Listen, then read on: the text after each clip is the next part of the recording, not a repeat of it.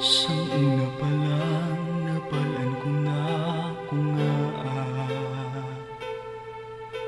matamis ang yuhong ni Lola. Ang iyang mga panudlo sa kaayuhan git sang tanan, ang pamilya ta dapat mag-isa.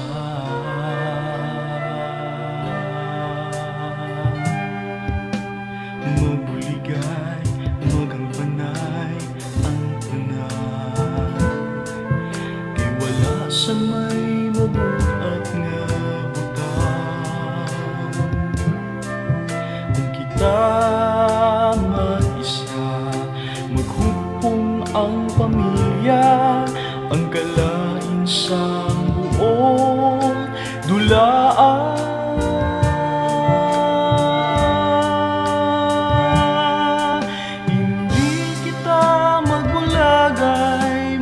Tanto magaingot danay, bisan ano pa ang problema nga mag-aabot. Kita mangin mabakot, kay kaupod ta ang Dios.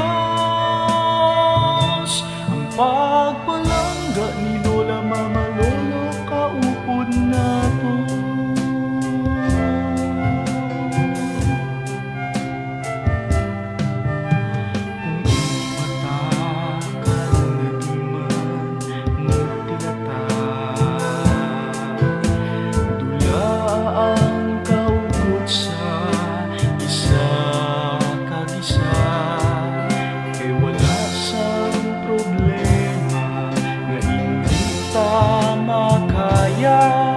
Sa belum nga pundasyon, bakod gidya.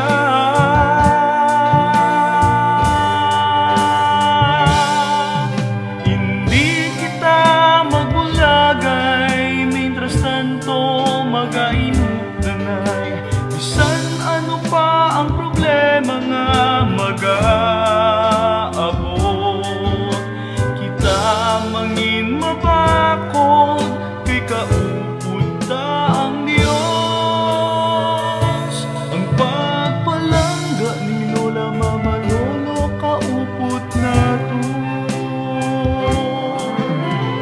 Family intimacy should never make brothers and sisters happy to forget each other.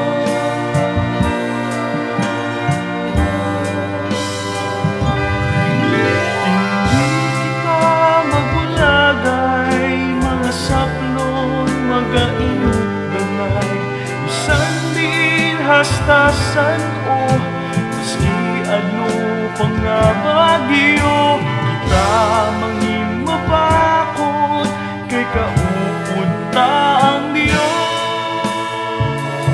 Kita mangin isa ka pamilya, kay ang pagpalangga ni Mama Lola Lolo, aras sa ato.